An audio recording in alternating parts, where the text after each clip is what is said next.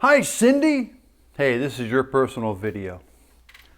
I made this one like an hour and a half ago and it didn't come out that well. So I'm waiting for the sun to go down. I've had a couple of libations, but that's okay. I'm on a ladder, but I'm only on step number 2.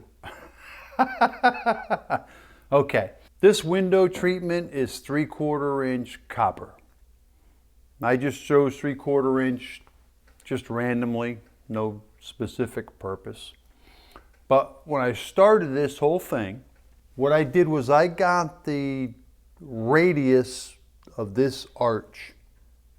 And once I figured out the radius of this arch, I went into the garage and I had like a patio stone, like a 12 by 12 or 16 by 16 or something like that. And I put a piece of chalk on a string and I put it under that patio stone and I drew me a semicircle on the floor. Well, thanks, Ice Maker. Now my window is between 2 solid walls, so I've got a defined width that I'm working with. I couldn't go over any farther than these 2 walls go. Once I did that, I knew how wide I could go with the window, and I drew those lines on the floor as well. So that gave me a pattern to work with. So once I got the width of the window on the floor, I cut the copper tube, and I used 90-degree copper fittings for the bottom.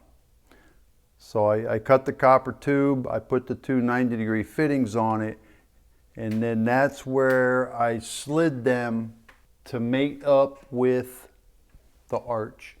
Because at these 2 ends right here, I used 45s.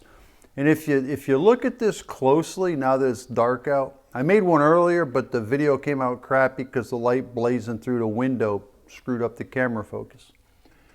But if you look at the top of the window, I've got more distance between the frame and the top of this window treatment versus the sides, because I kind of had to match the curve to those 2 45-degree fittings. Once I soldered this frame together, I cut 2 or 3 inch lengths of that copper tube, and then I cut it lengthwise with a hacksaw to put a slice in it, and then I hammered it flat. When I hammered it flat, then I soldered it. I soldered one piece at this corner, I soldered another piece at the top, and I soldered another piece over here.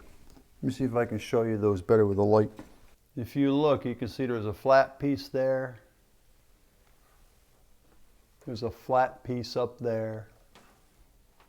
And there's another flat piece right here. And this really isn't screwed on. It's all loose. It's just hanging on these. So once I made the copper frame and I put those 3 places on there to fasten it, I put the holes in the wall to mount this thing. And then I went back and I covered it with the sunshade material.